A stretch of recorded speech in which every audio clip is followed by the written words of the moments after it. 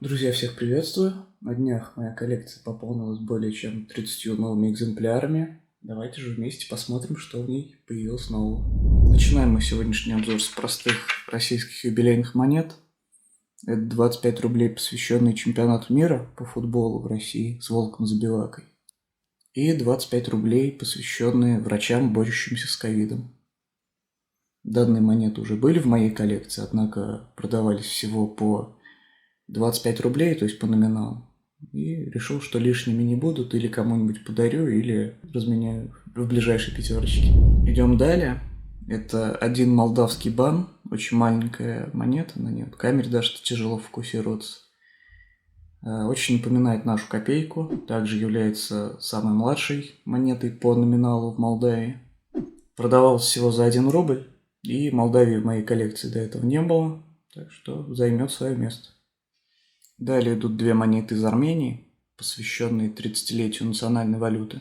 Монеты были достаточно дешевыми, порядка 30 рублей, и красивыми. Видно, что в обращении не были, в отличном качестве. Большую часть монет в обзоре составляют монеты из стран, которых у меня еще не было в коллекции, в том числе достаточно экзотических. Начнем с Африки. Первая, самая большая монета, выполнена из алюминия. Это Джибути, 5 франков 1991 года. Монета очень легкая и выполнена тиражом всего в 2 миллиона экземпляров, что для подобных монет регулярного чекана очень немного. Интересно, что Джибути была колонией Франции, и монета вполне логично отчеканена в Париже. Хоть к моменту чеканки Джибути была уже независимой порядка 30 лет. Далее кенийские 10 шиллингов. Монета биметаллическая, чем-то напоминает наши десятки юбилейные. Кения также в свое время была колонией, но уже британской. Поэтому также закономерно, что она отчеканена в Великобритании. 2 франка 70-го года из Руанды. Монета достаточно грязненькая, наверное, я ее помою. Она выполнена также из алюминия, очень необычная по форме, какой-то вот такой многогранный цветочек. И любопытно также, что данная монета является единственной юбилейной монетой в истории Руанды.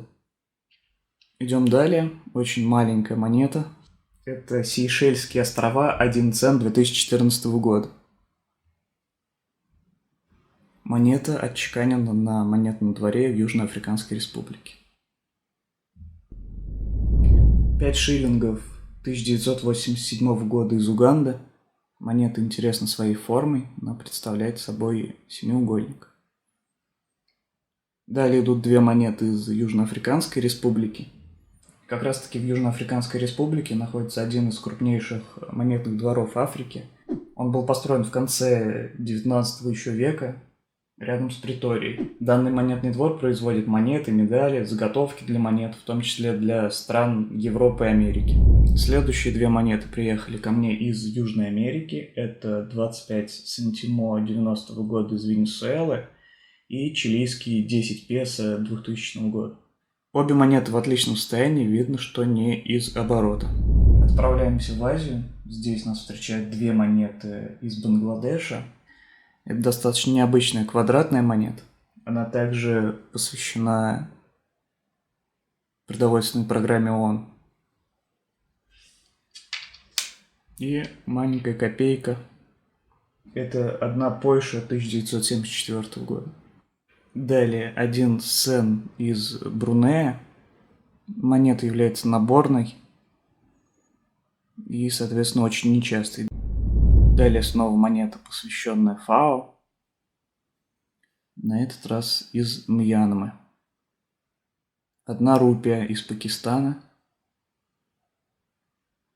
Монета очень необычная, несмотря на то, что она выполнена из алюминия, она очень толстая. Например, вот в сравнении с той же монетой из Бангладеша можете видеть, что она в 3, а то и в 4 раза толще. Поэтому вот такая вот, даже не знаю, с чем сравнить. Обычные таиландские копейки. Монета продавалась за 1 рубль. Несмотря на то, что Таиланд есть в моей коллекции, почему бы не приобрести еще одну монету. Монета из Узбекистана 50 сомов.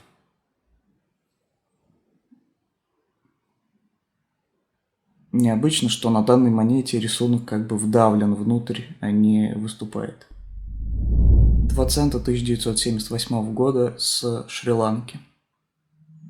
Монета также имеет необычный вид, похожий на какой-то цветок. Шри-Ланка за свою историю была сначала португальским Цейлоном, потом голландским Цейлоном, и в конце своего колониального приключения стала британским Цейлоном. Поэтому снова вполне логично, что данная монета отчеканена в Великобритании. Следующая монета – это Папуа-Новая Гвинея, 1 тоя 2004 года. Папуа-Новая Гвинея также являлась ранее британской колонией, а сейчас входит в состав британского Содружества наций. Поэтому вполне логично, что она отчеканена в Канаде.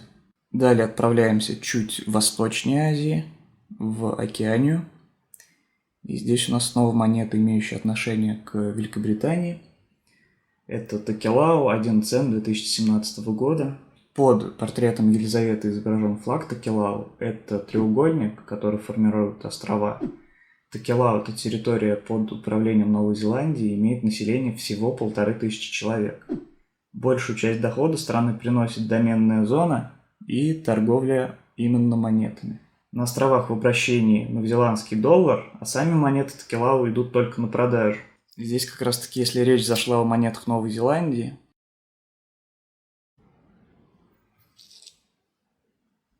на самом деле на Токелау в обращении вот такие монеты.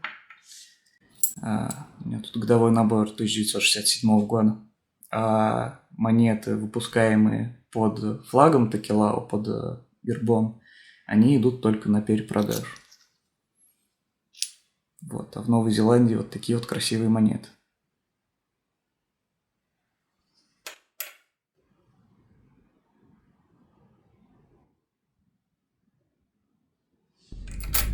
Также я приобрел еще 2 монеты бывших британских колоний. Это Малайя, 1 цент 1943 года. Данная монета меня привлекла именно тем, что она квадратная и достаточно необычная. Британская Малайя – это общее название территорий, колонизированных Великобританией в конце 18-го, начале 20 веков на Малакском полуострове. И вполне логично, что данная монета была отчеканена в Великобритании на лондонском монетном дворе. И следующая монета как раз-таки из этого региона. Это Straits Settlements, 10 центов 1927 года. Монета в хорошем состоянии, я ожидал худшего. На фотографиях она выглядела похуже. Это серебро 600-й пробы. По размеру, наверное, с десятку белона. Возможно, чуть-чуть побольше. На монете изображен Георг V. Как известно, он являлся двоюродным братом Николая II, нашего императора.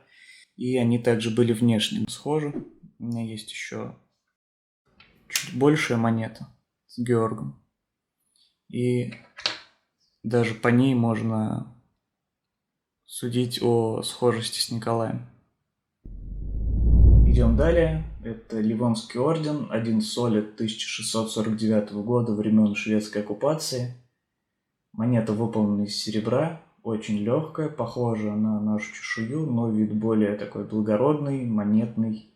И все символы видны, в отличие от нашей чешуи того времени. Двигаемся дальше. На сайте, на котором я покупал некоторые из сегодняшних монет, была акция, и можно было за рубль получить 3 случайные монеты разных стран мира. В моем случае это оказались датские 5 эри 1979 года. В моей коллекции до этого монет из Дании не было, поэтому можно сказать, что я доволен этой монетой. Также это монета из Туниса, 5 миллимов 1960 года, монета из алюминия. У меня какая-то монета из Туниса была, возможно, даже такая же, я пока еще не проверял. И интересная монета из Франции 1920 года с отверстием. Это 10 сантимов. Мне вообще достаточно нравятся монеты начала 20 века. Тут монета в приятном состоянии, учитывая, что условно 30 копеек я на нее потратил. Однажды, зайдя на Озон, в рекомендациях попалась вот эта китайская монета. Это 10 юаней, год крысы. Вот, и была куплена буквально за 170, по-моему, рублей с доставкой из Китая. Интересно, что вот на сегодняшний день 10 юаней – это 126 рублей. То есть едва ли не по курсу я ее купил. В данный момент я собираю серебряные монеты Австрии периода Второй Республики. И тут как раз таки коллекция пополнилась на еще одну монету. Это 100 шиллингов 1976 года, выпущенная к Олимпиаде в Инсбруке. Здесь стоит обратить внимание на монетный двор в виде щита. Другой монетный двор выполнен в виде орла. Орел чуть-чуть подороже стоит, рублей на 200-300. Мне нравятся эти монеты тем, что они большие, красивые и с интересными сюжетами. На это изображен один из самых известных трамплинов в мире, это Берзигель. И также достаточно недорого, всего за 100 рублей была куплена вот такая вот чешуйка петровская.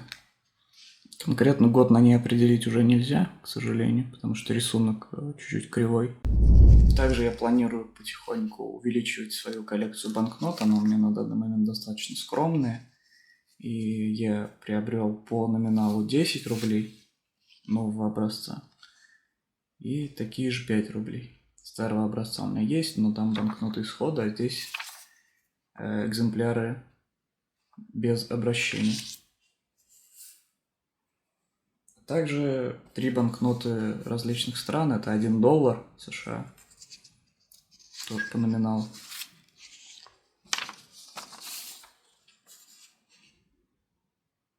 Банкноты из Вьетнама.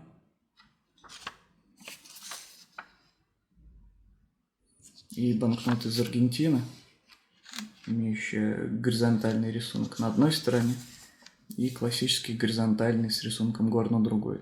Еще достаточно приятно, что в подарок к банкнотам положили вот такой вот, как это назвать, банкнотник, потому что моих листочков под банкноты уже не хватает. И по этой же причине еще были докуплены листы для монет, потому что место в альбомах заканчивается. Во всяких пакетиках хранить не хочется. И еще на том же Озоне мне в рекомендациях попалась вот такая книга. Меня привлекло, что тут отличная типография, все страницы глянцевые, да, красочная, красивая книга. Пока особо не вчитывался, но уже понятно, что тут более такая тезисная информация.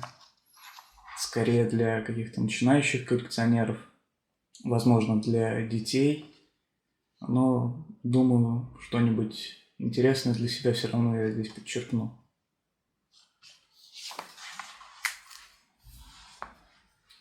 Что ж, друзья, настало время прощаться. Всем спасибо за внимание и до скорых встреч.